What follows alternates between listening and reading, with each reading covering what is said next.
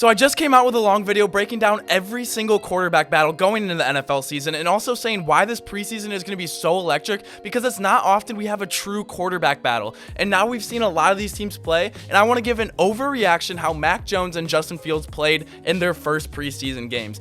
And I actually did start making this after the Bears game, but I was about to record before the 49ers game. But now you guys get a treat, and we're going to be overreacting to Trey Lance as well. Before we get started, it is called an overreaction for a reason. I know it's just preseason, and they're going against second and third string guys sometimes. But looking at their game in a vacuum, we can take away certain principles from their game and see things they did well or bad. Preseason isn't the end-all be-all. I mean, the Lions went 4-0 when they had an 0-16 season. But these are their first NFL snaps, so we need to take a closer look. Starting with Justin Fields, I want to go over certain plays that make him different than the starting quarterback, in this case Andy Dalton. The first thing I noticed on the surface level is Justin Fields looks massive. He looks like a tall Russell Wilson or a shorter Cam Newton. My guy is built, easily 230 or 240 pounds, and carries it well.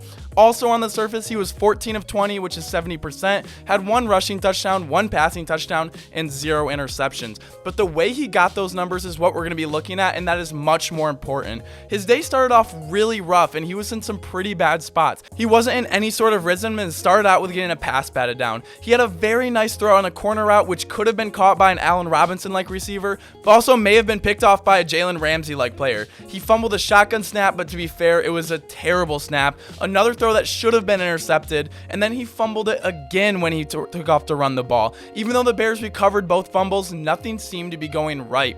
But this is what happened just the next possession when the Bears got the ball with 40 seconds left in the first half, is where Justin Fields became near perfect. The Bears had 2 timeouts left, and as the game was going, and maybe in a regular season game they just might have nailed it out, not forced the issue and made some halftime adjustments, but it's preseason, so it's a great time to put a drive together and put out on a 1-minute drill. He did a great job throwing to the boundary to save timeouts, but I'll show you 2 plays that showed great situational awareness and were highly impressive. With 16 seconds left and 1 timeout, the Bears at the 42-yard line, Fields escapes the pocket, sees his check down is wide open, but he is confident and athletic enough to throw across his body to another receiver further downfield, and smart enough knowing that he has a timeout and they need to pick up a chunk play to get closer to field goal range. This leaves him with 8 seconds left, and he is so poised and so calm, but knowing he has a shot clock in his head that he has 8 seconds, he makes a throw to the sideline to Jesse James to get in field goal range, to get out of bounds with 2 seconds left to take the field goal. This was the turning point in my head, because after this, Justin Fields played with way more confidence, and you'll see how he really loosened up and started to take the game over.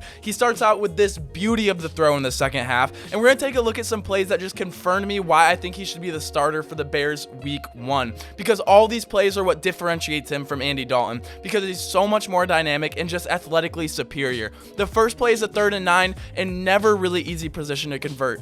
He breaks the pocket to the right, and look at the pressure he puts on the defender with his legs, because he's either going to take off and easily get the first down, or the defender has to leave his man and take away the run. The defender chooses the latter, and it's an easy first down. But the scary thing is the defender made the right choice. Not only would Justin Fields get the first down, but now he's going full speed in the open field and has the potential to get a 20, 30, or even a touchdown. There are designed quarterback runs. There are ways to get people active with like bootlegs and play action, and being able to make plays like these when nothing else is open, because Justin Fields is a pass first guy. This is what makes him so scary, and why dual threat quarterbacks like Kyler, Rodgers, Russell, Deshaun are so hard to defend. Here's another example of when he extends the play, and this one shows off the speed he has. He's a long strider, so once he gets downfield, you can just see him pulling away from everyone else and picks up an easy 20 yards. And very quickly, another one is he breaks the pocket, breaks a tackle, and runs in for his first touchdown of the preseason. These are the kinds of plays that the Bears rarely have ever had. No Bears quarterback has ran for more than 4 touchdowns in a season since 1985. Now we're going to switch gears to the Patriots, because they have the exact opposite situation.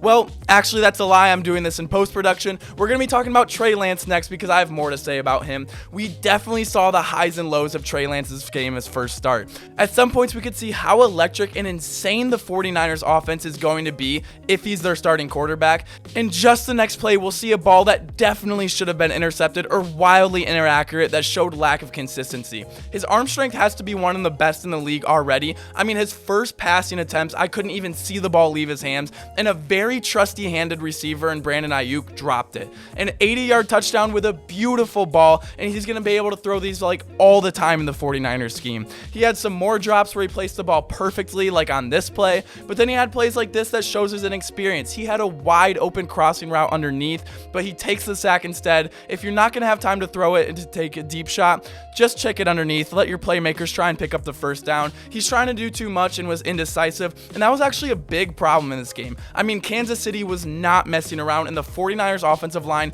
didn't seem like they were able to block anyone. I mean, look how many times he got sacked.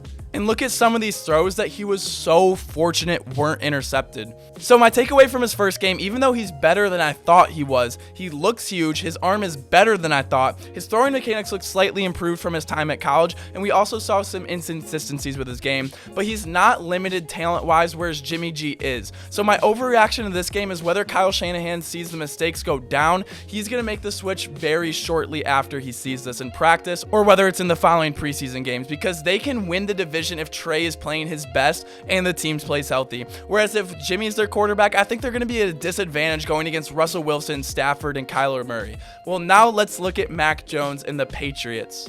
Cam Newton can do a lot of things that I mentioned Justin Fields being able to do earlier, and Mac Jones is like to stay in the pocket and just try and pick you apart. And even though a quarterback is better if they're able to run the ball as well, if you're able to do elite damage inside the pocket like a Brady, Manning, or Rivers, then you would rather have these guys. And I'm not going to lie, I still don't see an instant starter in Mac Jones like I do with Justin Fields over Andy Dalton. But it's safe to say that New England thinks they have their guy of the future because it was almost scary. I had to keep rubbing my eyes making sure I was seeing the number 10 on the field. Hold up, this is not saying I think he's the next Tom Brady, but for the last 20 years they've had an offensive system based around Brady, quick, accurate, high percentage, great timing throws, and I'm comparing their play styles and not actual skill. And Mac Jones did just that. He looked very comfortable. He knows who he is. He's going to get the ball out quick, very minimal sacks because it's going to be out within 2 seconds.